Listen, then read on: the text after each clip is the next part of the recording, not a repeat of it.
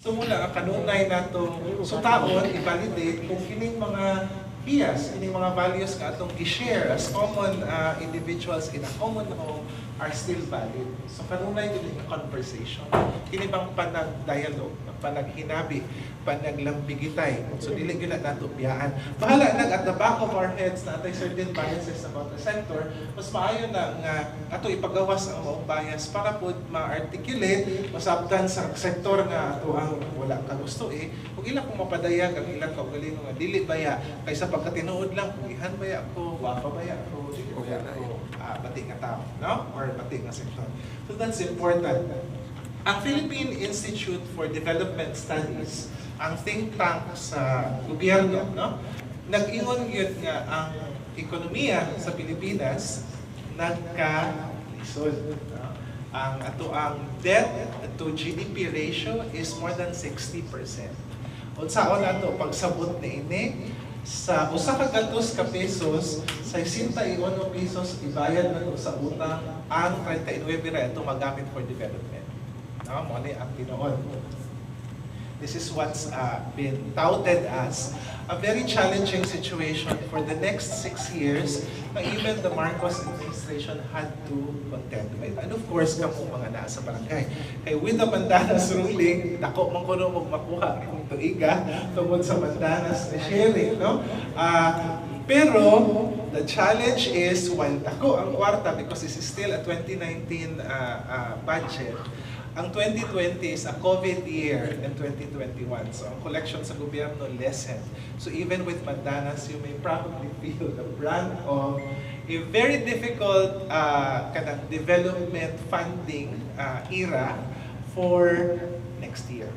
And that's one thing that we need to also put into context as we make plans for development.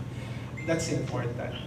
Ikaduha pa, ningon ang kanang maong study sa PIDS nga ang COVID-19 mismo nakapalapad sa challenge sa hagit kabahin sa unsaon nato labi na gyud kamo nga sa mga nasa barangay no nga nagtrabaho anang sa kaayuhan sa inyong mga constituents pag apod-apod sa nagkagamay nga pundo tungod kay lagi ang COVID pandemic has caused contraction sa ato ang income as a country. Tungod ni ini, ang ngayon po natong sabton nga naay mga certain inequalities. Ipasok to. Naay mga certain inequalities ba? Kanang kakuwangan sa kaangayan. Dili kaayo angay nga pahat sa development. In fact, kung matinud-anon lang ka, ang mga mag-uuma o mga mananaga itong 2020, 2021 ay tundok sa karon ang estado had been one of the sectors affected directly because of the lockdowns. And because of that, you have 2 years of bad economic tawag nini input for that sector na kinahanglan yun nga ayuhon karong mga panahon na hopefully we are on our way to recovery. No? So, tungod ni Ana, ang ngayon natong tanaw na kining inequality is actually an issue, core issue of human rights. Kaya in a democratic country where everyone according to the state policy of the Constitution has the right to improve his or himself, you know, and determine the future he or she wants to have. Kanang atong kaugmaon na gusto natong kabuton, ato pa ng katungod, di nato makabuot tungod sa economic contraction. Unya dayon ang gobyerno would have to appropriate no kinahanglan niya apod-apuron ang gamay kaayo nga pinajud-pudsot nga mga kanang unsay tawag ini resources na agi mga sektor nga usahay mataligaman labi na og dili biyahe. No? Muna ang importante sa nga we need to update our government on our sectoral situation. That's hopefully one of the tools that we can do. We can have okay atong buhaton mga puna pagbansay-bansay lang sa ato abang confidence to engage government and let government know as part of our duty as citizens, good citizenship, it's really also important nga, importante mo nga, ato ang mahibawan ng gobyerno sa ato ang kamatuoran isip sektor. Kining LGU scoring, mao ni ang DTI, scoring on competency index.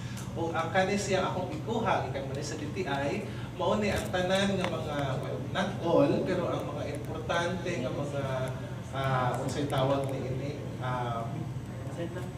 competitive index, meaning to say, I think this is a 2021 data, nga nag-ingon nga sa 2021, asa sa mga LGU ang taas kaayo o competitiveness when it comes to negosyo. Kung sa negosyo pa ni maayo o kanang marketing strategies. Kung imo makita na halos katuma sa pahay Toledo na siya, and the rest are shared by all other 40-something municipalities and component cities in the province of Cebu. So while ang kuha niingon ang province of Cebu has a lot of savings, dako-dako ang savings, DTI said na when it comes to competitiveness, it's not competent at all.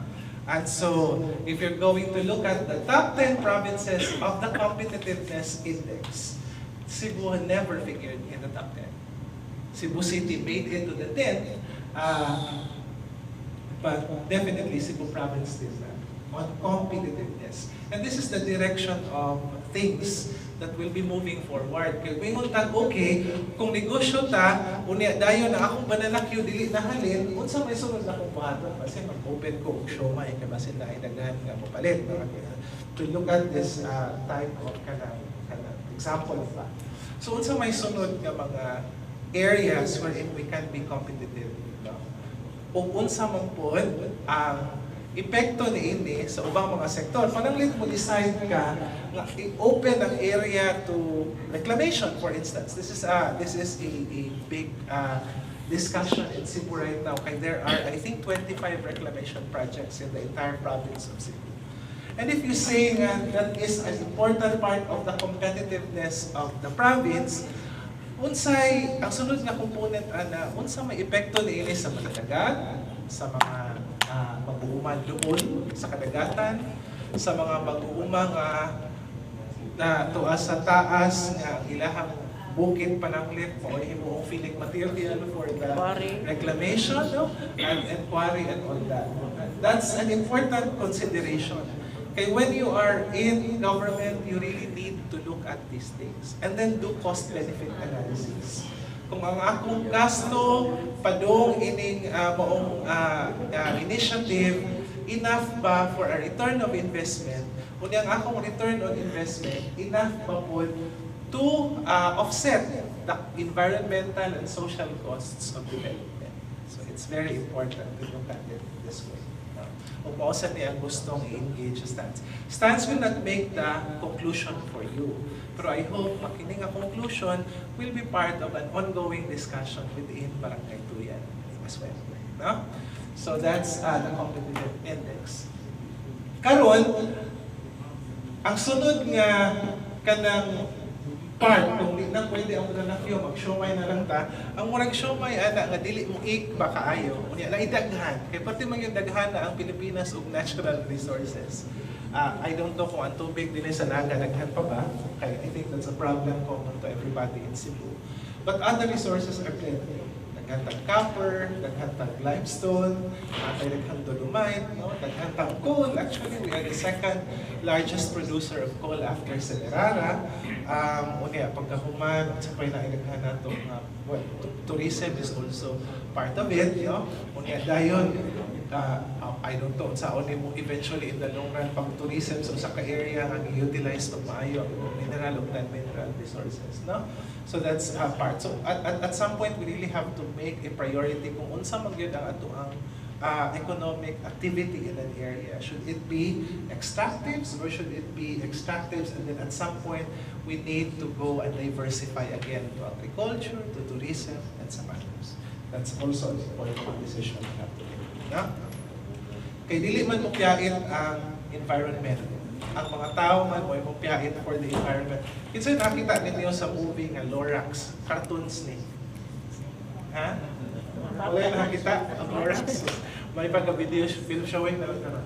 Pero kana siya cartoons na siya, it talks about the last tree on the world. Katapusan nga kahoy sa tibok kalibutan. It's the last seed actually, dili pa siya tree. O niya, ang Lorax is supposed to be a mythical being na mo protect sa trees. And what did the Lorax say? I speak for the trees have no tongues. No? Wala may baba, may dila ang mga kahoy. Kita kaya, na-appeal mo ko atong istorya, atong pagpamoto ng kasya din sa naga. Part ko sa discussion ato. And then that's also a symbolic ka na, symbol ba kung atong po na simbolo lang. At some point, kanong sa among ginato, utangan og value ang mga environmental costs. No? Kay di man ta kabutang og kwarta anay kaputol sa kahoy dili ko ta una nga aka ng kahoy gawas lang kung malamder nato. Pero di pa nato ikwintahon ang future na wala tungod kay na ay one less carbon sink.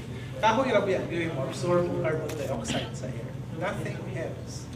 No? Even our technology wala kaayo kaabot-an na technology. Naturally, it's only the trees that absorbs carbon.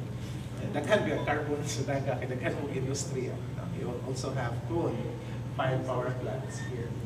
So it's important to design our environment in a way nga dili kaayo mo compete ba ang paggamit sa kinayahan, sa integrity po sa kinayahan. Eventually, it will all depend on nature, ang longevity, kadugay sa ang pagpuyo din ng kalibutan.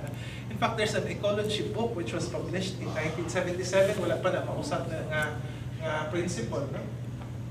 Ningon siya nga, ang pollution yun is the biggest threat to human longevity.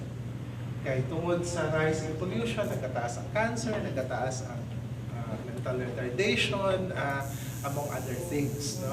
Ug tungod ni ana kung himsog lang unta ang kinaiyahan, di mangyud ta ka hope na mabalik sa let's say 40 years ago, pero at least man lang na ay certain corridors where we can become in touch with nature again. No? Back to that relationship mo tong ingong ko nga relationship with nature. Taasa. Ano naman? Taasa sa ako ang introduction. And so thus, with all the